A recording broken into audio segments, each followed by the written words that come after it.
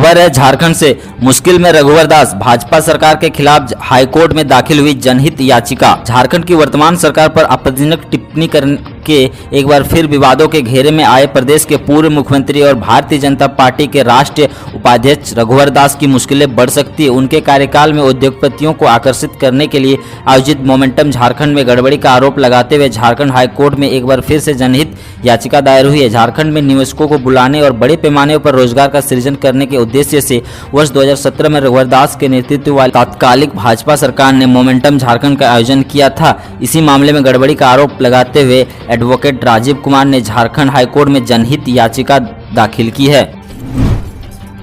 त्योहारी सीजन के दौरान झारखंड की जेलों में छापेमारी से हड़कंप। तो आइए जानते क्या क्या हुआ बरामद। दुर्गा पूजा के दौरान बुधवार 21 अक्टूबर की सुबह झारखंड के करीब सभी जेलों में छापेमारी अभियान चलाई गई। रांची के बिरसा मुंडा सेंट्रल जेल के अलावा हजारीबाग सेंट्रल जेल, कोडरमा मंडल कारा, जमशेदपुर स्थित घाघीडीह सेंट्रल जेल, लातेहार मंडल कारा समेत राज्य के अन्य जिलों के जेलों में छापेमारी की गई। हालांकि इस दौरान पुलिस को विशेष कुछ नहीं मिला। मालूम हो कि पिछले कुछ दिनों से खबर मिल रही थी कि अपराधी जेल से ही वारदात को अंजाम दे रहे हैं। इसके बाद बुधवार की सुबह जेलों में छापेमारी अभियान चलाया गया। 31 दिसंबर तक झारखंड में होगा पंचायतों का पुनर्गठन। अगले साल होगी चुनाव। अगले महीने खत्म हो जाएगी राज्य भर के मुखिया पंचायत जीप सदस्यों का कार्यकाल। राज्य के पंचायतों में पुनर्गठन का काम जारी है। इस साल 31 दिसंबर तक ग्राम पंचायतों के विघटन और पुनर्गठन की प्रक्रिया को पूरा कर लिया जाएगा। ग्रामीण विकास एवं पंचायती राज विभाग ने इस संबंध में राज्य निर्वाचन आयोग को भी सूचित कर दिया है। इस दिशा में काम पूरा होने के बाद ही निर्वाचन आयोग राज्य में पंचायत इलेक्शन की दिशा में आगे प्रोग्राम बना सकेंगे। ऐसी स्थिति में यह तय किया गया है कि साल किसी भी सूरत में राज्य में त्रिस्तरीय पंचायत चुनाव संभव नहीं होंगे। तमिलनाडु से मुक्त हुई झारखंड की 22 युवतियों को मिला नियुक्ति पत्र। सीएम हेमंत बोले राज्य के टेक्सटाइल सेक्टर से जुड़ेंगे 8000 युवा। तमिलनाडु से मुक्त कराई गई झारखंड की 22 युवतियों को मुख्यमंत्री हेमंत सोरेन ने ओरामांझी स्थित कुल्ही इंडस्ट्रियल एरिया के मेंबर्स किशोर एक्सपोर्ट्स में नियोजन को लेकर नियुक्ति पत्र सौंपा। इस दौरान उन्होंने कहा कि झारखंड में कपड़ा उद्योग में व्यापक संभावनाएं हैं। आने वाले कुछ दिनों में इस सेक्टर में करीब 8000 युवाओं को रोजगार से जोड़ने का लक्ष्य है। इस मौके पर मुख्यमंत्री को अरविंद ग्रुप ऑफ कंपनी की ओर से 1 लाख N95 मास्क उपलब्ध कराने के सिलसिले में लेकर ऑफ इंटेंट भी सौंपा गया। कार्यक्रम में एसोसिएशन ऑफ एम्पैरेल एसोसिएशन की ओर से मुख्यमंत्री को स्मृति चिन्ह प्रदान किया गया। Power due dispute. झारखंड ने मांगी थी मोहलत, 15 राज्यों ने लिए कर्ज। झारखंड बिजली वितरण निगम एवं डीवीसी के बकाये मद में भारी भरकम राशि होने के बावजूद राज्य सरकार ऋण लेने को तैयार नहीं थी। बकाये के भुगतान के लिए राज्य सरकार ने केंद्रीय ऊर्जा मंत्रालय से मोहलत मांगी थी। सरकार का तर्क था कि एक कर्ज चुकाने दूसरा कर्ज लेना व्यवहारिक नहीं है। केंद्रीय ऊर्जा मंत्रालय संघ बैठक में भी राज्य सरकार ने अधिकारियों से इस ओर ध्यान दिलाया। हालांकि ऋण लेना एक विकल्प था और इस पर भी चर्चा की गई। इधर केंद्रीय ऊर्जा मंत्रालय ने राशि का समायोजन नहीं होते देख आरबीआई खाते से कटौती कर ली। ऊर्जा विभाग के मुताबिक थोड़ा वक्त मिलने पर बकाये का भुगतान करने की तैयारी थी, लेकिन मोहलत नहीं मिली। इससे इधर अन्य राज्यों ने बकाये के भुगतान के लिए ऋण लेने पर सहमति दी। झारखंड समेत ज्यादातर राज्यों पर बिजली आपूर्ति मद में केंद्र सरकार का बकाया है, लेकिन 15 राज्यों ने ऋण लेने पर सहमति जताई। अब खबर देश दुनिया से। वेस्ट बंगाल में दुर्गा पूजा के मौके पर पीएम मोदी आज करेंगे कुछ ऐसा कि दीदी को लग सकती है मिर्ची। दुर्गा पूजा के मौके पर प्रधानमंत्री नरेंद्र मोदी आज कुछ ऐसा करने जा रहे हैं जो विपक्षी दलों को कतई अच्छा नहीं लगेगा। आपको बता दें कि पश्चिम बंगाल में भारतीय जनता पार्टी ने पीएम मोदी के इस कार्यक्रम को लेकर भव्य तैयारियां की है। दरअसल पीएम मोदी पश्चिम बंगाल के लोगों को ये दुर्गा पूजा के अवसर पर एक विशेष शुभेच्छा संदेश जारी करेंगे। इसका लाइव प्रसारण दिखाने के लिए भाजपा ने राज्य के सभी 294 विधानसभा सीटों पर व्यापक तैयारियां कर ली है। ये अपने आप का एक अनूठा कार्यक्रम होगा जो पश्चिम बंगाल की ममता सरकार को शायद ही खटके। मोदी सरकार की नीतियों का असर। अगस्त में संगठित क्षेत्र में 10 लाख लोगों को मिली नौकरी। कोरोना काल में भी प्रधानमंत्री नरेंद्र मोदी के नेतृत्व में केंद्र सरकार देश के कारोबारी माहौल को मजबूत देने में कामयाब रही। इसका सबसे बड़ा सबूत है कोरोना काल में लोगों को मिलती नौकरियां। जी हां, अगस्त में देश के संगठित क्षेत्र में करीब 10 लाख से अधिक लोगों को नौकरियां मिली है। कर्मचारी भविष्य निधि संगठन के ताजा पैरोल यानी तय वेतन पर रखे जाने वाले कर्मचारियों के आंकड़ों से यह बात स्पष्ट तौर पर सामने आई है। सरकार के आंकड़े के मुताबिक EPFO से अगस्त में 10,05,000 अंशधारक जुड़े हैं। जुलाई में यह संख्या 7,48,000 थी। EPFO का यह आंकड़ा संगठित क्षेत्र में रोजगार की स्थिति के बारे में जानकारी देता है। लोक नीति और CSDS का ओपिनियन पोल। सीएम मोदी के कामकाज से बिहार के 61% लोग संतुष्ट। NDA की होगी सत्ता में वापसी। प्रधानमंत्री नरेंद्र मोदी का जादू बिहार की जनता के सिर चढ़कर बोल रहा है।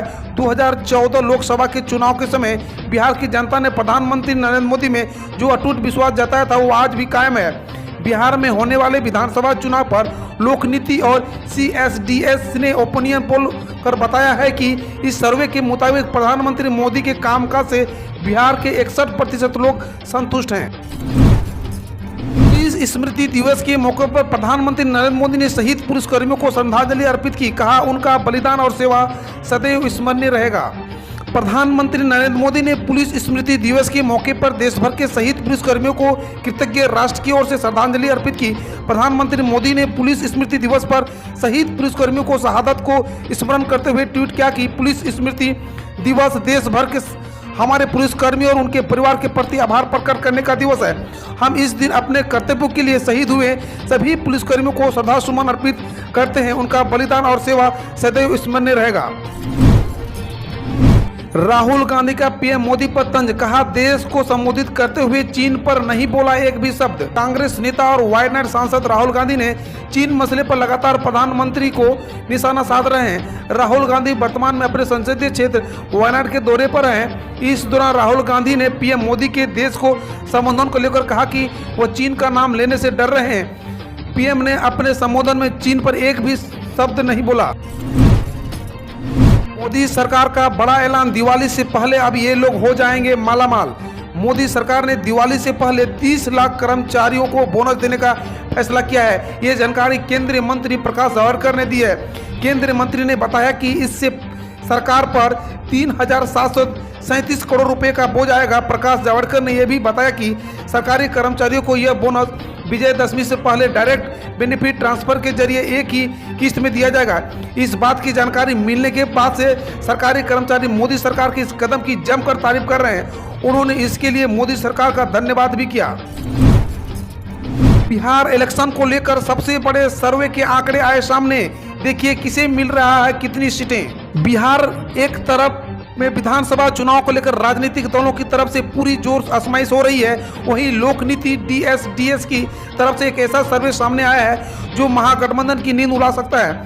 आपको बता दें कि 10 से 17 अक्टूबर के बीच किए गए लोक नीति DSDS के ओपिनियन पोल में 37 विधानसभा सीटों के 148 बूथों को कवर किया गया, जिसमें से 3,771 लोगों ने बात की गई। लोगों ने राज्य में किसकी सरकार बनेगी, मुख्यमंत्री के लिए पहली पसंद जैसे सवाल पूछे गए। इस सर्वे में लोगों ने पूछा गया कि क्या आप नीतीश के काम से संतुष्ट हैं। इस सवाल के जवाब में सर्वे में आया कि 52% लोग ऐसे हैं जो नीतीश सरकार के काम से संतुष्ट हैं, जबकि 44% लोग असंतुष्ट हैं। वहीं 61% लोग मोदी सरकार के कामकाज से खुश हैं दिखे, तो वहीं 35% लोग नाखुश जताए। बिहार इलेक्शन को लेकर सबसे बड़े सर्वे में बिहार के मुख्यमंत्री के तौर पर नीतीश कुमार पहली पसंद। सीएम के रूप में मौजूदा मुख्यमंत्री नीतीश कुमार अभी भी लोगों की पहली पसंद बने हुए हैं। सर्वे के मुताबिक 31% लोगों की पसंद के साथ वे पहले नंबर पर हैं, तो आरजेडी के नेता तेजस्वी यादव 27% लोगों की पसंद है दूसरे स्थान पर हैं। एलजेपी के प्रमुख चिराग पासवान 5% के साथ तीसरे और बीजेपी नेता सुशील मोदी 4% लोगों की पसंद के साथ चौथे नंबर पर हैं। भाजपा अध्यक्ष जेपी नड्डा ने कहा, जिनके कारण पूरा बिहार पलायन कर गया था वे नौकरी देने की बात कर रहे हैं। भाजपा अध्यक्ष जेपी नड्डा ने तेजस्वी यादव के 10 लाख नौकरी देने के वादे पर तंज करते हुए कहा कि जिनके कारण पूरा बिहार पलायन कर गया है वे अब नौकरी देने की बात कर रहे हैं। नड्डा ने कहा कि तेजस्वी के पोस्टर में अब लालू यादव का चित्र नहीं है, क्योंकि उन्हें मालूम है कि लालू की तस्वीर से लोगों को बिहार का लालटेन याद आएगा। टीआरपी पर लगे बैन से टीवी न्यूज चैनलों में कितना बदलाव आएगा? अगले 3 महीने तक टीआरपी पर रोक। साप्ताहिक टीआरपी यानी टेलीविजन रेटिंग पॉइंट जारी होते ही तमाम न्यूज रूम मैनेजर या एडिटर के बीच चर्चा शुरू हो जाती है कि पहले, दूसरे, तीसरे नंबर पर रहे फलाने चैनल को किस तरह से कंटेंट से फायदा हुआ। विश्लेषण किया जाता है कि उनके खुद के आधे या 1 घंटे के प्रोग्राम कितनी टीआरपी बटोर पा रहे हैं। ये देखने के बाद तय किया जाता है कि इस तरह का कंटेंट उन्हें आगे भी अपने यहाँ चलाना चाहिए या नहीं। जिस तरह का कंटेंट ज़्यादा टीआरपी लेकर आता है वैसे बढ़ा दिया जाता है, और जिस कंटेंट में दर्शकों की रुचि नहीं होती है या कम होती है वो चैनलों से गायब हो जाता है। भारत के खिलाफ नई साजिश। चीनी सैनिक अब पीओके में आतंकवादियों को दे रहे हैं प्रशिक्षण। चीनी सैनिकों की ओर से पीओके यानी पाकिस्तान के कब्जे वाले कश्मीर में आतंकवादियों को प्रशिक्षण देने का काम किया जा रहा है। खुफिया सूत्रों से इस बात का खुलासा किया गया कि इस समय पाकिस्तान के लॉन्च पैड पर 250 से 300 आतंकवादी भारत में घुसपैठ करने के इरादे से बैठे हैं। यह सभी पाकिस्तानी सेना के वर्दी वाले आतंकवादी हैं। सूत्रों की माने तो भारत के लद्दाख में मजबूत पकड़ होने के बाद भी बौखलाई चीनी सेना ने अब पाकिस्तान के साथ मिलकर नई साजिश रच रही है। पाकिस्तान में गृह युद्ध, सेना और पुलिस में भीषण फायरिंग, बाजवा ने उठाया कदम। पूर्व प्रधानमंत्री नवाज शरीफ के दामाद कैप्टन असफरत गिरफ्तारी के बाद पाकिस्तान में राजनीतिक महाभारत शुरू हो गया है। इस पूरे मामले के बाद इमरान खान सरकार का बचाव कर रही पाकिस्तानी निशाने पर आ गई है। पाकिस्तान में हालात बहुत ज़्यादा खराब हो गया है। अब सिंध प्रांत के पुलिस ने पाकिस्तानी सेना के बढ़ते हस्तक्षेप के खिलाफ विद्रोह का बिगुल फूंक दिया है। इस हालत पाकिस्तान गृह युद्ध की संभावना बढ़ गई है।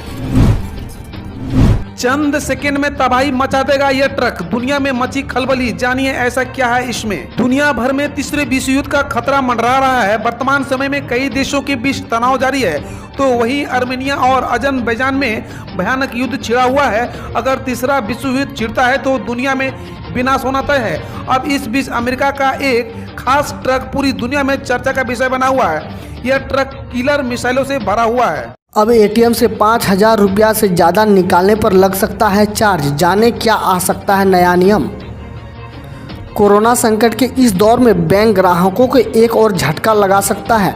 अब बैंक एटीएम से 5,000 रुपया से ज़्यादा कैश निकालने पर आपको एक्स्ट्रा चार्ज देना पड़ सकता है। रिपोर्ट्स की माने तो रिजर्व बैंक ऑफ इंडिया अभी इस पर विचार कर रहा है। आरबीआई ने एटीएम शुल्क पर पुनर्विचार के लिए एक कमेटी का गठन किया था। इसी कमेटी ने एटीएम से एक बार में 5,000 रुपया से ज़्यादा निकालने पर फीस वसूलने की सिफारिश की है। दरअसल आरबीआई चाहता है कि ग्राहक ज़्यादा से ज़्यादा लेनदेन ऑनलाइन करें। एटीएम का इस्तेमाल लोग केवल पैसा जमा कराने के लिए करें। साथ ही आरबीआई बड़े शहरों में एटीएम की संख्या कम करके 10 लाख से कम आबादी वाले छोटे शहरों में एटीएम का चलन बढ़ाना चाहता है। अमेजॉन ने कर्मचारियों को जून 2021 तक घर से काम करने की दी अनुमति। अमेरिकी ई कॉमर्स कंपनी अमेजॉन ने अपने कर्मचारियों को जून 2021 तक घर से काम करने की अनुमति दी है। बकौल अमेजॉन जिन कर्मचारियों की भूमिका ऐसी है जिसमें घर से प्रभावी रूप से काम किया जा सकता है, वे 30 जून 2021 घर से काम कर सकते हैं। कंपनी ने कहा कि यह निर्देश वैश्विक स्तर पर लागू होगा। आइए खबर जानते हैं थोड़ी मंडी से। आलू, प्याज और टमाटर के दाम ने तोड़े सभी रिकॉर्ड। जाने कहां बिक रही हैं सबसे महंगी सब्जियां। देश के अंदर अब आलू, प्याज और टमाटर के दाम आसमान छूने लगे हैं। पिछले दिन महीनों से आलू, प्याज, टमाटर और मिर्च के दाम कम ही नहीं हुए हैं। यूपी, दिल्ली और बिहार समेत कई अन्य राज्यों में फुटकर में आलू और प्याज के दाम 45-50 रुपया किलो तक पहुंच गए हैं। वही अच्छी किस्म का मिर्च 120 रुपया किलो के भाव से बाजार में बिक रहा है, जबकि प्याज 30 से 40 रुपया किलो दर से बिक रहा है। जिस तेज गति से सब्जियों के दाम बढ़ रहे हैं उसमें कई घरों के किचन का बजट गड़बड़ा गया है। गृहिणियों का आज समझ में नहीं आ रहा है कि आखिर घर की राइजिंग कैसे करें, बाजार से कौन सी सब्जियां खरीद कर लाएं और कौन सी नहीं। हम रोज ऐसे ही न्यूज लाते रहेंगे, तो यदि आपने अभी तक क्लीन न्यूज को सब्सक्राइब नहीं किया है तो पहले फटाफट सब्सक्राइब कर लें, साथ ही बेल आइकन को दबा दें ताकि कोई अपडेट मिस ना हो।